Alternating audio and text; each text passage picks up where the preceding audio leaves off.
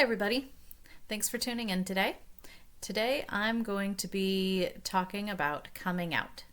So, 1 year ago, I realized I was non binary and had conversations with the people around me. So, stay tuned to hear all about it.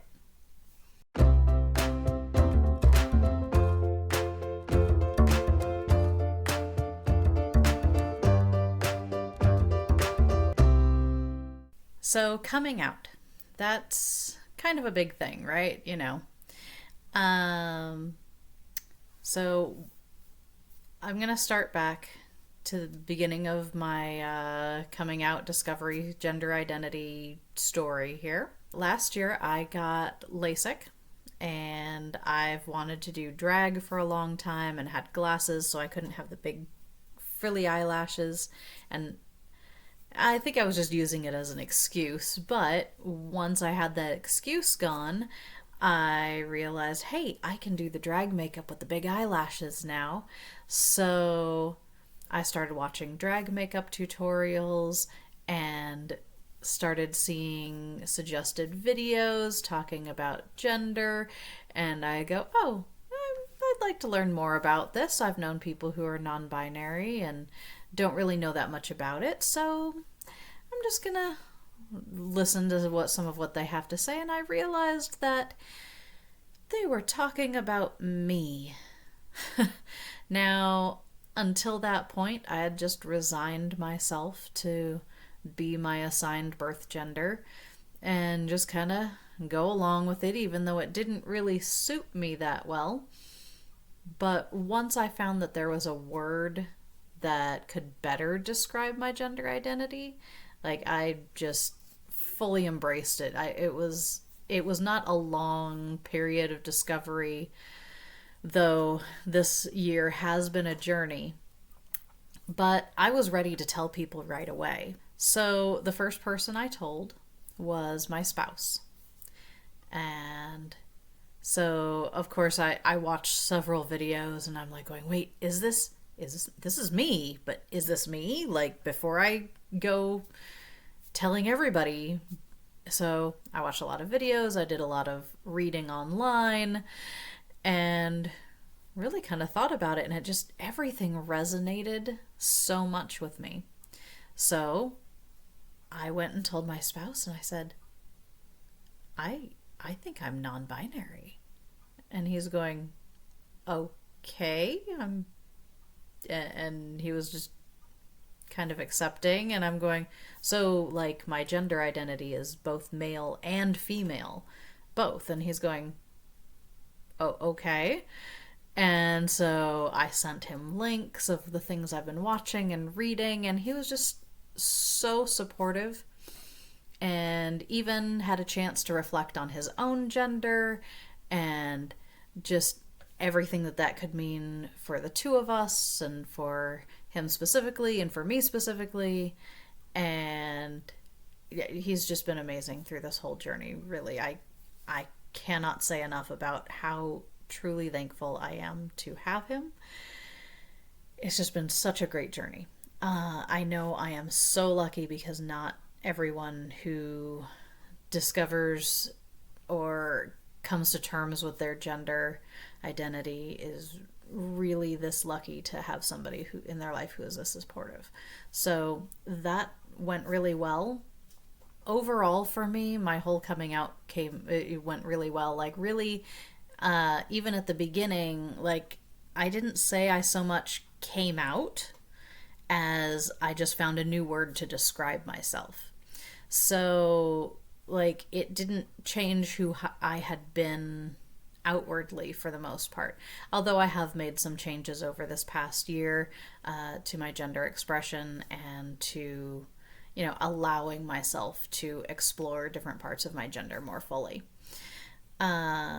So it came out to my spouse. I came out to my adult children.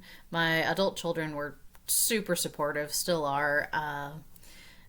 They, between them and their friends and their generation is so much more open and is kind of more in the loop with all of the terminology and just everything that can be, that yeah, they were totally fine. They're just going, cool, mom, you do you.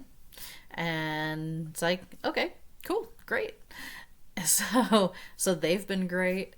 I came out to my close friends. I told some.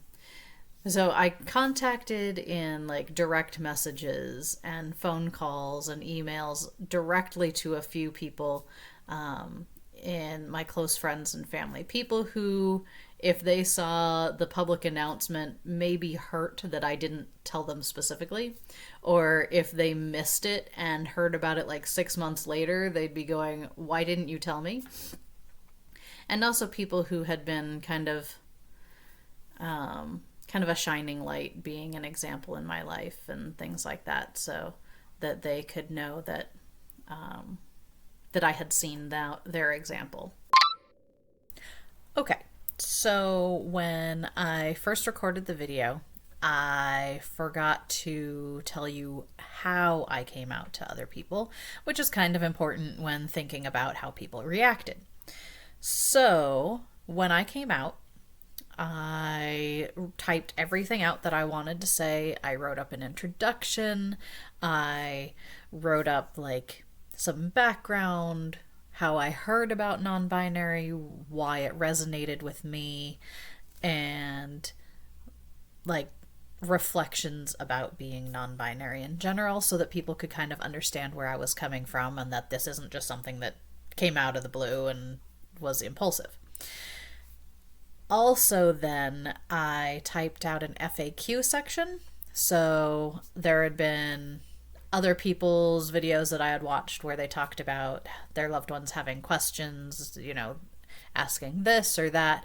So I addressed some of those. Also, some questions that I had only just recently learned the answers to for myself. So, and like, vocabulary and what this means, just various different FAQs that people might have. I tried to anticipate what questions people might be asking me. At the time when I came out, I wasn't changing my pronouns. I now have. But at the time, I didn't ask anybody to change how they were referring to me. I haven't changed my name. That's right, Crescentia is my actual given birth name. It's just too awesome, and I'm not going to change it.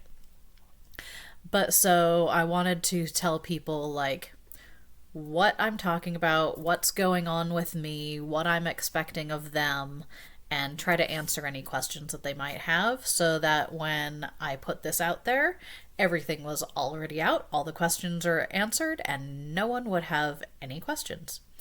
And so that worked really well. So everybody, like, learned what it was I was talking about. At the time, I wasn't asking anyone to do anything or change anything, so people don't like change. So if you're not asking them to change, then they're not going to have a problem. And then answered any questions they might have. Of course, if you are changing pronouns, like I now have changed pronouns and use they, them pronouns. So that's been kind of a hurdle for a lot of people. But at least I was able to come out without a lot of questions back and everybody asking the same questions and over. It was all just right out there. So now that you know how I came out, now let's get back to the video. So, of course, everybody was very supportive, or I did get a lot of like non-response from some people where they just, I don't know if they just didn't know how to take it, didn't know how to respond, or just figured like, well, whatever. So from both some close family and friends, that when I told them, they're just going, okay. And that was about it. Not positive, not negative, just accepting. So at this point in my life, like, yes, absolutely, I love to get those super positive, like, way to go, good for you, but it gets a little much at this point in my life. It's great to just have people go, all right, you are who you are, and move on. as if it's just another day, because it is. So, so those sorts of responses were still great. And then I came out to, I made it Facebook official. So I put it out on social media and changed my pronouns everywhere in my bios and everything there. And again, like for the most part, it was really supportive. There are a couple of people that questioned or said, "Oh, I don't think that's really what God wants from us," and things like that, which is what I fully expected, but it was actually a lot less than I was expecting too. And some of my friends were quick to step up and defend me, uh, but really, even most of the comments that I had gotten that were more like on the more critical side weren't coming from a place of like hate or criticism necessarily, but were coming more from a place of their own personal concern, misguided as it was. Now,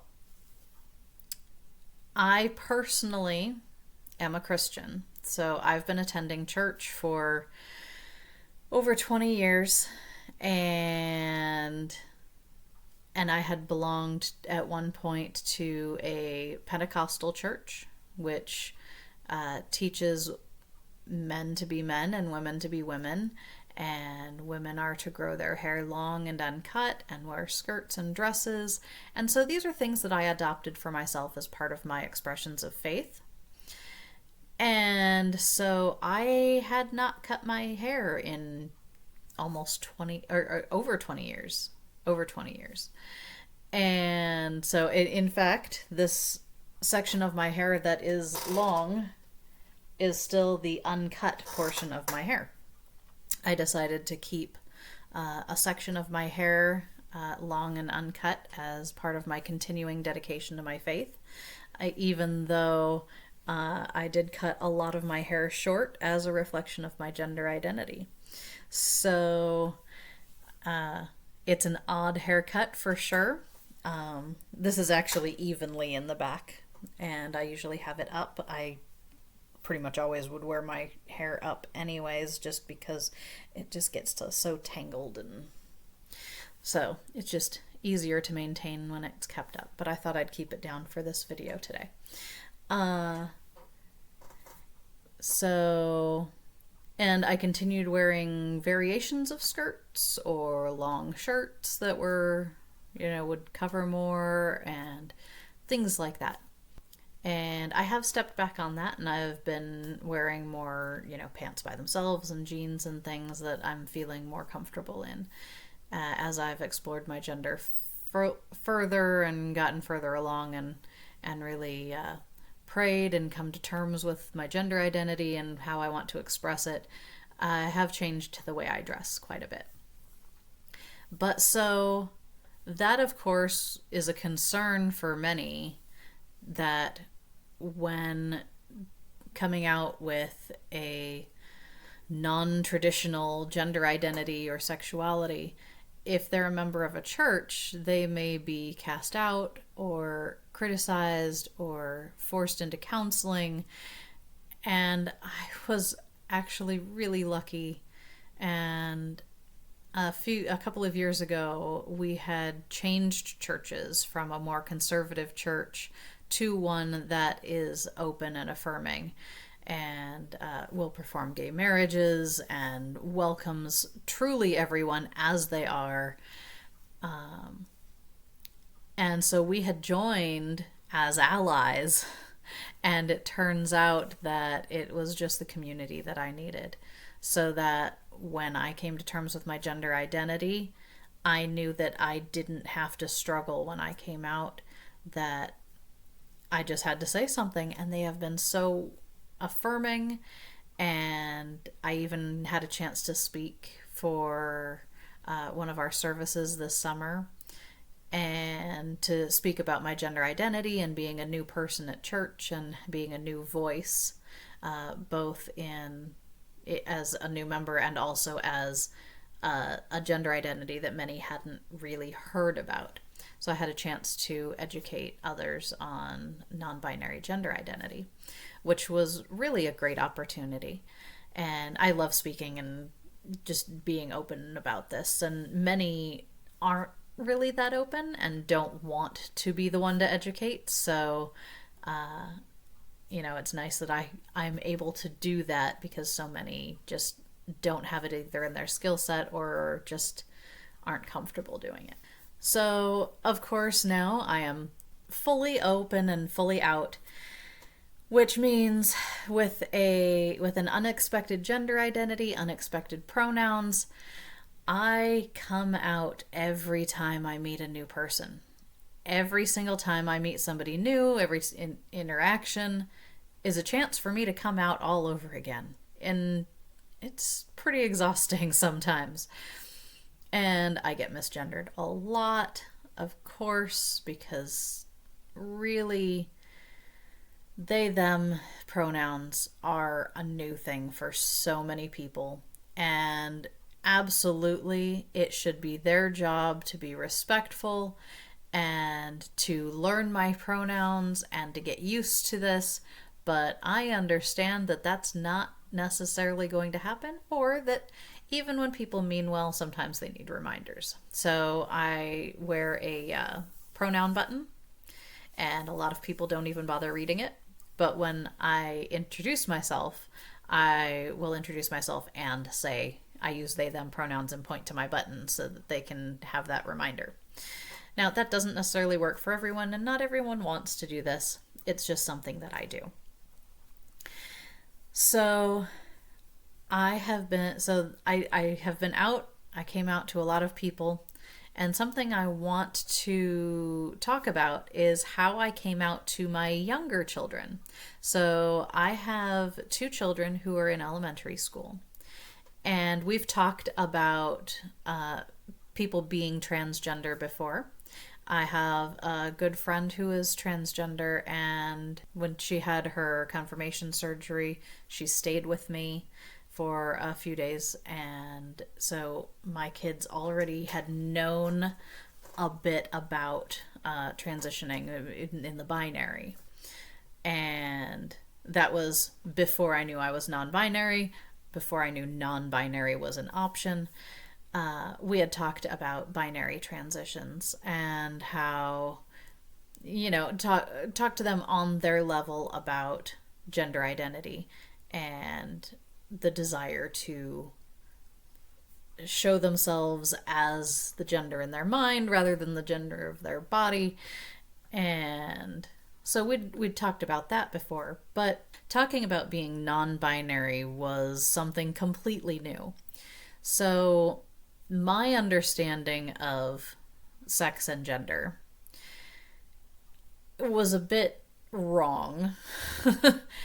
And so what I had taught my kids was that, the only difference between boys and girls is what your body looks like.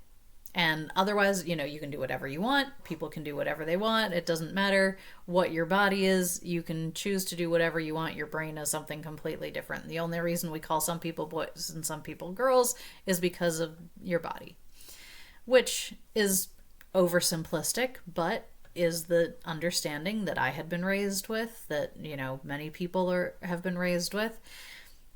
And so, that's the basis that I was going on. So in order to talk more about gender, first I had to understand more about what I even meant by gender.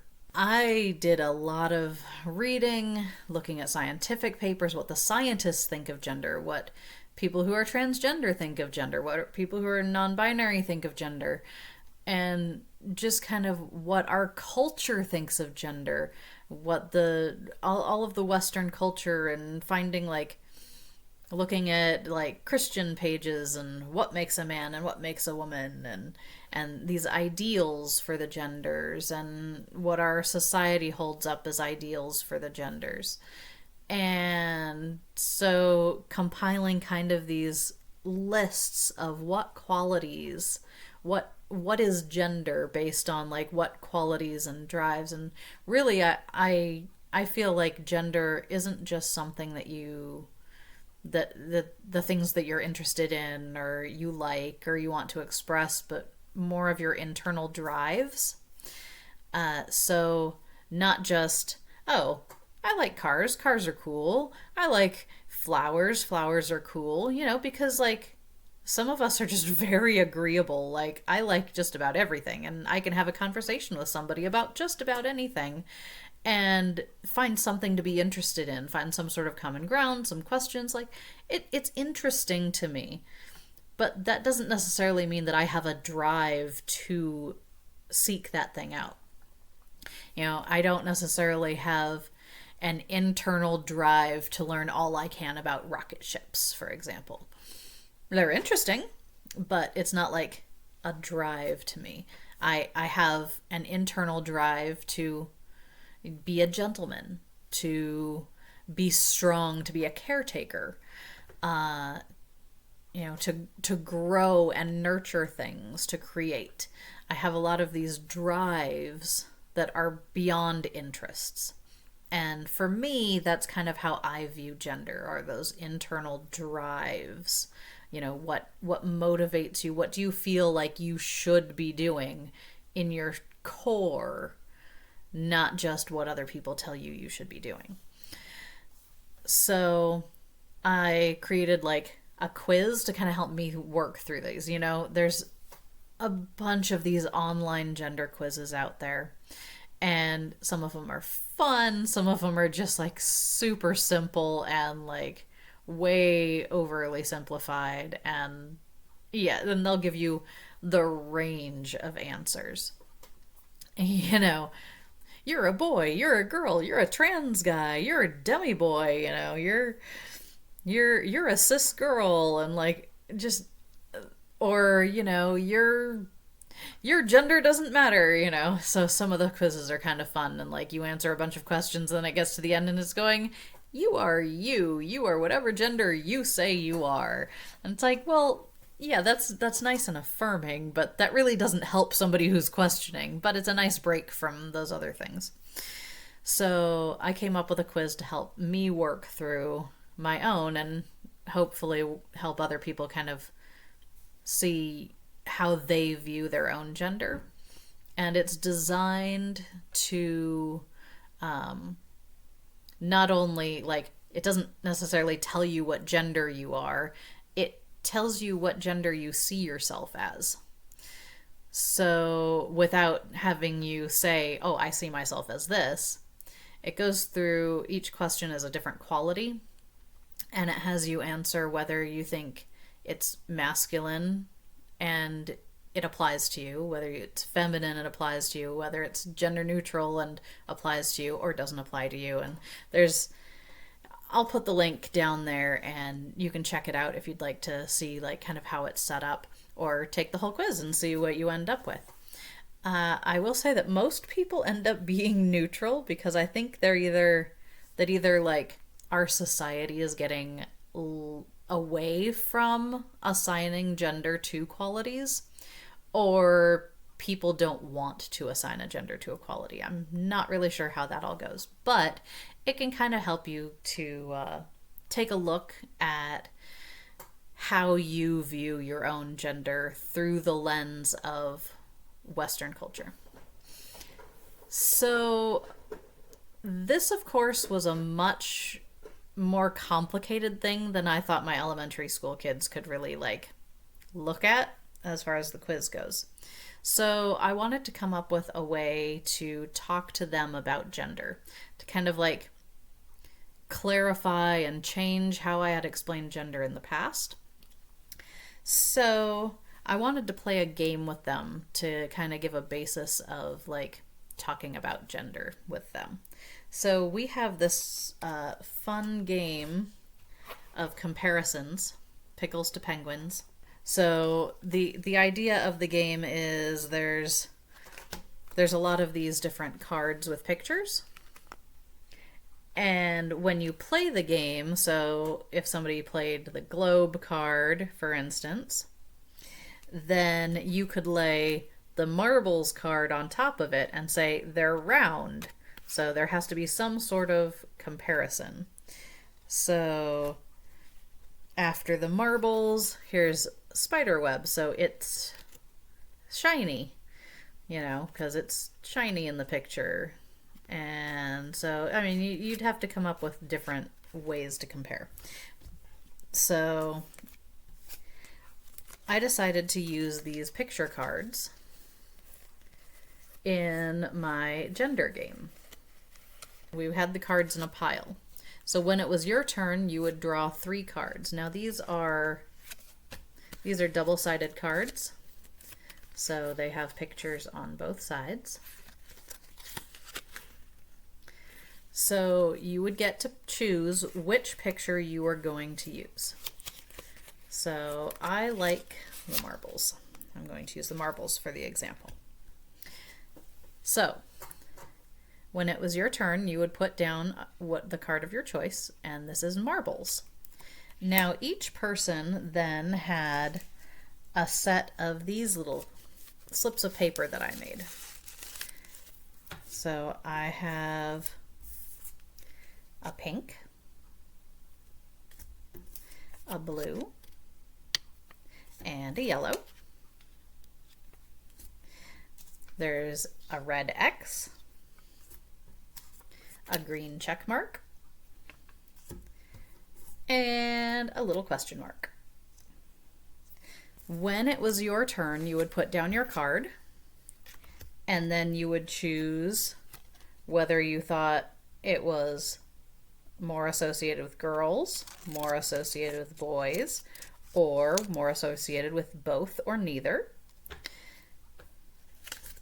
Then you would decide whether you didn't like it, whether you liked it, or whether you were kind of meh about it.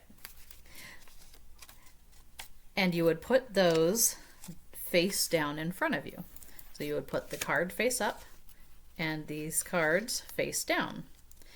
Now everyone else around the table would have to guess whether they thought you would like it or didn't like it or were ambivalent about it. And then would also say whether they thought it was more for boys, more for girls, or for neither. And I can't remember exactly how we scored it, but you would get points depending on how many you matched with the person who put the card down. So it wasn't just about, and you could also do so guessing whether that person would think it was a boy thing, a girl thing, or neither. So it could be more about trying to guess what the person thinks, or more about like a consensus and like or sharing your own opinion. So there were a couple of ways that we tried playing it, and that you could play it at home. If you have, really these little slips of paper, I just colored, crayon on there. And you can pick any game that has picture cards or word cards, whatever you would want to associate. So if you're looking for a fun game to play with kids to talk about gender, might be a good one.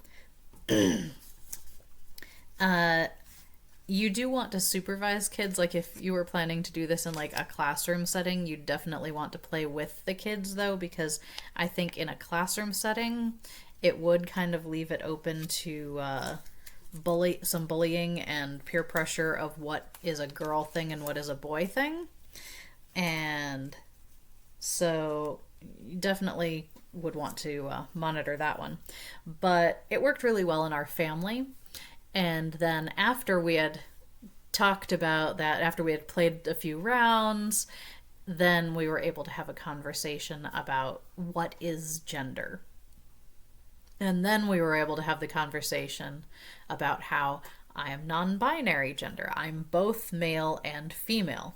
And how not all non-binary people are both male and female, but there's different ways to be non-binary. And so it was a good way to open up the conversation and be able to get kind of on the same page with the kids about what gender is. And then we were able to go around the table and express our own gender verbally. And so I was able to say, I'm non-binary, I'm both male and female. And my youngest said, yeah, I think I am too sometimes. So we'll see.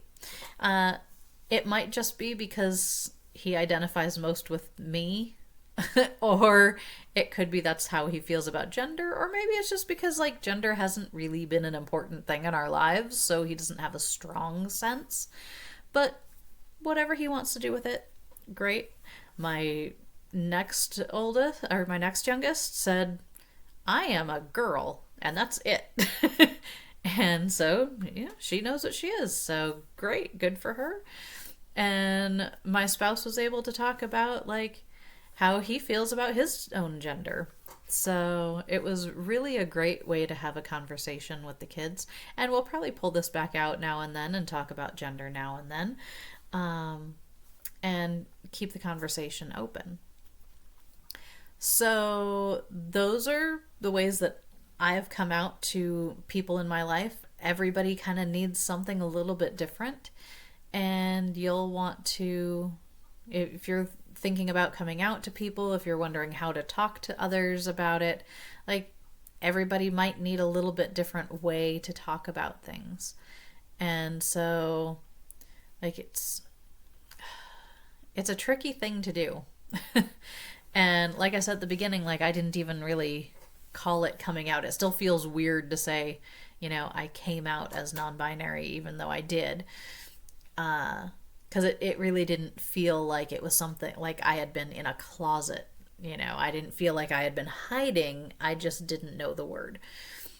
But now I can talk about, you know, my coming out experience. Often it's called, you know, having your egg cracked, when you realize that you have a gender identity or a sexuality that you didn't really see in yourself, but more specifically, the gender identity. So you were living in a shell and something came along to crack the egg and let you see the outside world and let you see how things are. So this week is my egg day. That's what I'm calling it, my egg day, when I had my egg cracked last year. So I have been 1 year out as non-binary. And it's also this week my 1 month on testosterone. So I am Crescentia, and this is my voice, 1 month on T. Thank you for watching.